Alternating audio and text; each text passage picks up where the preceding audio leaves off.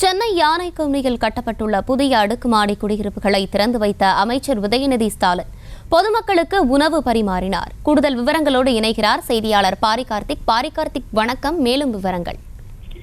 வணக்கம். அமைச்சர் உதயநிதி ஸ்டாலின் அவர்கள் இன்று யானைக்கு இருக்கக்கூடிய வீட்டு வசதி வாரிய கட்டிடத்தை திறந்து வைத்தார். அதன் தொடர்ச்சியாக அங்கு இருக்கக்கூடிய பொதுமக்களிடம் பல்வேறு குறைகளையும் கேட்டறிந்தார். குறிப்பாக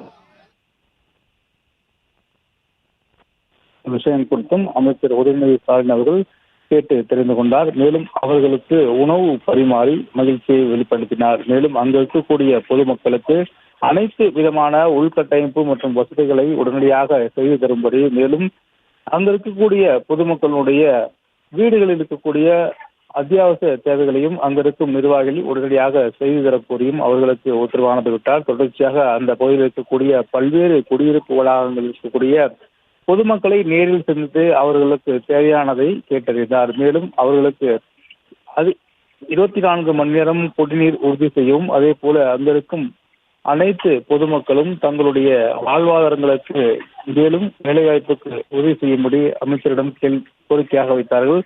அதையும் கேட்ட உதயநிதி ஸ்டாலின் அவர்கள் நிச்சயமாக நடவடிக்கை எடுப்பது என்றும் கூறினார். மேலும் அங்கு இருக்கக்கூடிய அனைத்து பொதுமக்களுக்கும் உணவு பரிமாறி மகிழ்ச்சியை வெளிப்படுத்தினார் அமைச்சர் அவர்கள். விவரங்களை வழங்கியமைக்கு நன்றி பாரிகார்த்திக். செய்திகளை உடனுக்குடனும் துல்லியமாகவும் தெரிந்து கொள்ள சப்ஸ்கிரைப் பண்ணுங்க.